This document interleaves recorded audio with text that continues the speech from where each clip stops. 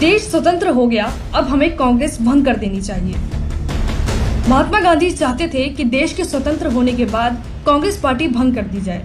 गांधी जी कांग्रेस को कोई राजनीतिक पार्टी नहीं बल्कि स्वतंत्रता संग्राम का एक आंदोलन मानते थे। इसलिए उनका मत था कि देश स्वतंत्र होने के बाद ये आंदोलन पूरा हो गया, अब इसे भंग कर देना चाहिए। लेकिन गांधी का नाम लेकर राज करने वालों ने उनकी यही बात अनसुनी कर दी।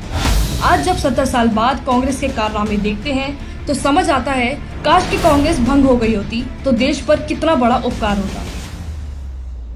देश को आजादी हजारों लोगों के संयुक्त संघर्ष से मिली थी, लेकिन सत्ता की सारी मलाई अकेले कांग्रेस को मिली। जो पार्टी देश को आजाद कराने का दावा करती है, वो आज तक एक परिवार की गुलामी से नहीं निकल पाई है।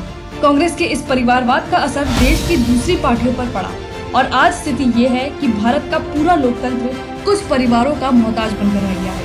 भाजपा को छोड़कर सारी पार्टियां किसी न किसी परिवार की गुलाम है और ये देश 9वीं पास, टोंटी चोर और पप्पू जैसे शहजादों और राजकुमारों की नासमझी की भेंट चढ़ रहा है। युवा नेतृत्व, असली योग्यता वाले नेता इन राजकुमारों के नौकर चाकर बनकर रह गए हैं। अगर देश को इन चंद परिवारों की चाकरी से आजाद कराना है और परिवारों की बढ़ती संपत्ति की जगह गरीब के घर तक विकास पहुंचाना है, तो हर चुनाव में ऐसी पार्टियों को हराना ही होगा, ताकि देश में गरीब का बेटा भी मुख्यमंत्री बने। सिर्फ मुख्यमंत्री की कुर्सी ऐसे राजकुमारों के लिए ही रिजर्व ना रहे। ऐसा नहीं है कि कांग्रेस ने सिर्फ पार्टी के अंदर के लोकतंत्र को ही कुचला है। कौन भूल सकता है कि कांग्रेस ने ही देश पर इमरजेंसी थोपकर भारत के लोकतंत्र का गला घोटा था। भाइयों और बहनों, राष्ट्रपति जी ने आपातकाल की घोषणा की है। इससे आतंकित होने का कोई कारण नहीं है। आज भी कांग्रेस इसी दमनकारी सोच की वजह से सुप्रीम कोर्ट, चुनाव आयोग, मीडिया, सेना सबके खिलाफ मोर्चा खोले रखती है। जहां एक तरफ कांग्रेस भारत के लोकतंत्र पर कब्जा जमाए रखना चाहती है, तो वहीं शत्रु देशों के सामने राष्ट्रीय सुरक्षा से समझौता करने से भी नहीं हिचकती। ये पंडित नेहरू की अदूरदर्शिता ही थी कि कश्मीर का एक हिस्सा आज भी पाक के कब्जे में है, तो वहीं भारत और चीन के बीच में बफर स्टेट का काम कर रहे तिब्बत पर चीन ने आराम से कब्जा कर लिया। इतना ही नहीं, चीन ने 62 में भारतीय सीमा में आने वाले अक्साई चीन पर भी कब्जा जमा लिया। पीओके और अक्साई चीन की हार की वजह से ही आज पाक और चीन की सीमा आपस में मिलती है और ये गठजोड़ भारत की सुरक्षा पर चुनौती बना हुआ है। इसी क्षेत्र से सीपैक भी होकर गुजरता है। इतना ही नहीं, नेहरू द्वारा लादी गई धारा 370 70 साल तक जम्मू और कश्मीर को आतंक के नाम पर डसती रही। कांग्रेस दुनिया की अकेली पार्टी होगी जिसने अपने ही देश के परमाणु शक्ति संपन्न होने की आलोचना की।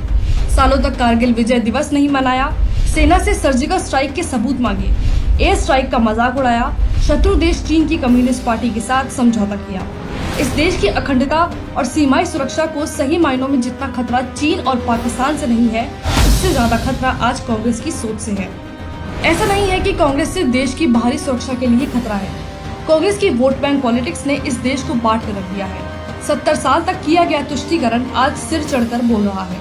हिंदू कोड बिल बनाने वाली कांग्रेस की कभी हिम्मत नहीं हुई कि इस्लामिक कानूनों में दखल दे सके, बल्कि इसके उल्टे शाहबानो केस में सुप्रीम कोर्ट के फैसले को पलटने तक का पाप कांग्रेस ने करके दिखाया है। आज भीमे कारेगांव हिंसा से लेकर दिल्ली दंगों तक हर जगह कांग्रेस विरोध के नाम पर हिंसा फैला रहे लोगों के साथ खड़ी दिखाई देती है। मिशनरी से लेकर जाकिर नाइक जैसे कट्टरपंथी कांग्रेस के राज में जमकर फलते फूलते रहे हैं। कांग्रेस ने भारत में तुष्टीकरण का एक पूरा पहाड़ खड़ा कर दिया है। जैसे जैसे कांग्रेस खत्म होगी, ये तुष्टीकरण का पहाड़ भी खत्म हो जाएगा।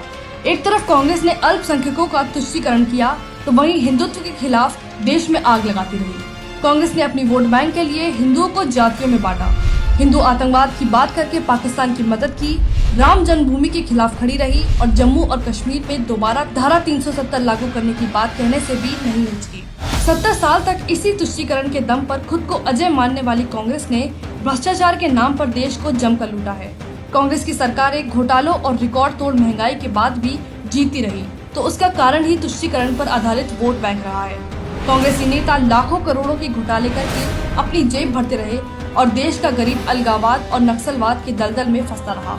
70 साल में पहली बार देश का पैसा कांग्रेसी नेताओं की जेब की जगह गरीब के घर पहुंच रहा है। तो देखिए, आज देश नक्सलवाद, अलगाववाद से भी मुक्त हो रहा है। भारत की पहचान, भारत की सीमाई सुरक्षा, देश और पार्टियों में आंतरिक लोकतंत्र के लिए कांग्रेस आज सबसे बड़ा खतरा है। अगर भारत को भारत बनाए रखना है तो कांग्रेस नाम के इस कलंक को देश की सत्ता से बाहर रखना होगा, ताकि ये देश परिवारवाद, भ्रष्टाचार, तुष्टीकरण और हिंदू विरोध के दलदल से बाहर निकलकर अपनी 5000 साल पुरानी सांस्कृतिक गौरव पर फिर से गर्व कर सके और भारत विश्व का नंबर 1 देश बन सके।